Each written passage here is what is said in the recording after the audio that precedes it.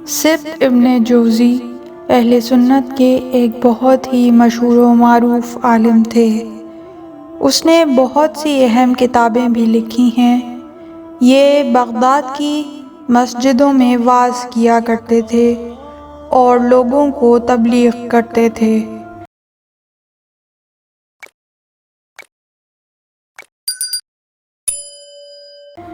حضرت علی علیہ السلام کی مشہور فضیلتوں میں سے ایک فضیلت یہ بھی ہے کہ آپ اکثر بھرے مجمع میں سلونی سلونی قبل ان تفقدونی کہا کرتے تھے کہ پوچھو پوچھو اس سے پہلے کہ تم مجھے گم کر دو۔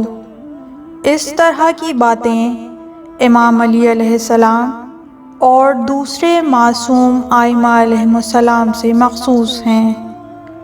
ان کے علاوہ جس نے بھی اس کا دعویٰ کیا وہ ذلیل ہوا۔ سبت ابن جوزی نے بھی ایک دن منبر پر جانے کے بعد دعویٰ سلونی کرتے ہوئے اعلان کر دیا کہ اے لوگوں، تمہیں جو کچھ بھی پوچھنا ہے پوچھو، قبل اس کے کہ میں تمہارے درمیان نہ رہوں۔ منبر کے نیچے بہت سے شیعہ سنی مرد اور عورتیں بیٹھے ہوئے تھے۔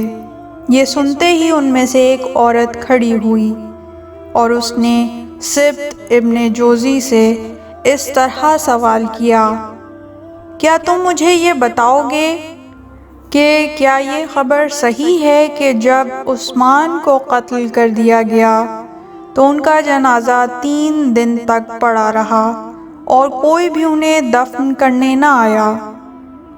سبت نے کہا، ہاں ایسا ہی ہے۔ عورت نے کہا، کیا یہ بھی صحیح ہے کہ جب جناب سلمان فارسی رحمۃ اللہ علیہ نے مدائن میں وفات پائی تو حضرت علی علیہ السلام مدینے سے مدائن گئے اور آپ نے ان کی تجہیز و تکفین میں شرکت کی اور ان کی نماز جنازہ پڑھائی؟ سبت نے کہا، ہاں صحیح ہے۔ عورت نے کہا، لیکن علی علیہ السلام عثمان کی وفات کے بعد ان کے جنازے پر کیوں نہیں گئے جبکہ وہ خود مدینے میں موجود تھے؟ اس طرح 2 ہی صورت رہ جاتی ہے، یا تو حضرت علی علیہ السلام نے غلطی کی کہ ایک مومن کی لاش 3 دن تک پڑی رہی اور آپ گھر میں ہی بیٹھے رہے، یا پھر عثمان غیر مومن تھے جس کی وجہ سے حضرت علی علیہ السلام نے ان کی تجہیز و تکفین میں کسی طرح کا کوئی حصہ نہیں لیا اور اپنے عمل کو اپنے لیے درست سمجھا، یہاں تک کہ انہیں 3 دن بعد مخفی طور پر قبرستان بقیع کے پیچھے یہودیوں کے قبرستان میں دفن کیا گیا، جیسا کہ طبری نے اپنی تاریخ میں یہ ذکر کیا ہے۔ طبری نے اپنی تاریخ میں جلد نمبر 9 صفحہ نمبر 143 میں ذکر کیا ہے۔ ابن جوزی اس عورت کے اس سوال کے آگے بے بس ہو گیا، کیونکہ اس نے دیکھا کہ اگر دونوں میں سے کسی ایک کو بھی خطا کار ٹھہرائے گا تو یہ بات خلاف عقیدہ ہو جائے گی، کیونکہ اس کے نزدیک دونوں خلیفہ حق پر تھے۔ لہٰذا اس نے اس عورت کو مخاطب کرتے ہوئے کہا، اے عورت، وائے ہو تجھ پر! اگر تو اپنے شوہر کی اجازت سے گھر کے باہر آئی کہ نامحرموں کے درمیان مناظرہ کر رہی ہے تو خدا تیرے شوہر پر لعنت کرے، اور اگر بغیر اجازت آئی ہے تو خدا تجھ پر لعنت کرے۔ اس ہوش مند عورت نے بڑی بے باکی سے جواب دیا، آیا عائشہ جنگ جمل میں مولائے کائنات علی ابن ابی طالب علیہ السلام سے لڑنے اپنے شوہر رسول اکرم کی اجازت سے آئی تھیں یا بغیر اجازت کے؟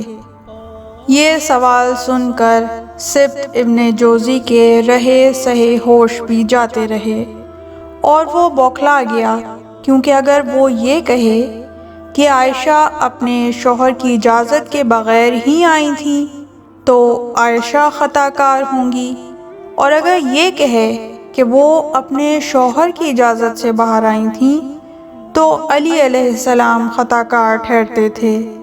یہ دونوں صورتحال اس کے عقیدے کے خلاف تھیں، لہٰذا وہ نہایت بے بسی کے عالم میں ممبر سے اترا اور اپنے گھر کی طرف چل پڑا۔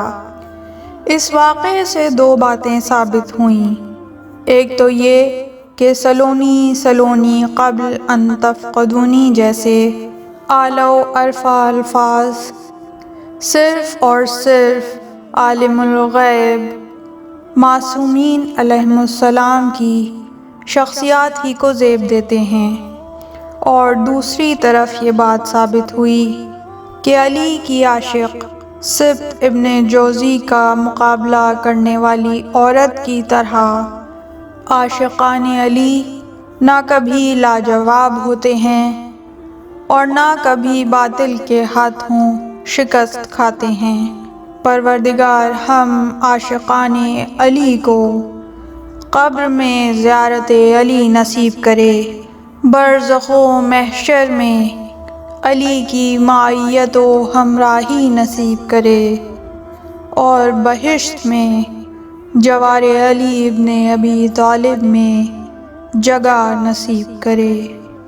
اللہم صلی علی محمد و آل محمد۔ پروردگار رحمتیں نازل فرما محمد اور ان کی پاک آل پر ہزاروں کروڑوں درود و سلام۔ اللہم عجل لولیک الفرج۔ پروردگار قائم آل محمد کو، ہمارے زمانے کے علی کو اذن ظہور عطا فرما۔ اس طرح کی مزید تحقیقی، علمی اور تاریخی ویڈیوز دیکھنے کے لیے چینل کو سبسکرائب کیجیے اور بیل آئیکن پہ کلک کیجیے۔ ویڈیو کو لائک کریں اور کامنٹس کے ذریعے بتائیے کہ آپ کو ویڈیو کیسی لگی۔ اگلی ویڈیو تک کے لیے خدا نگہدار۔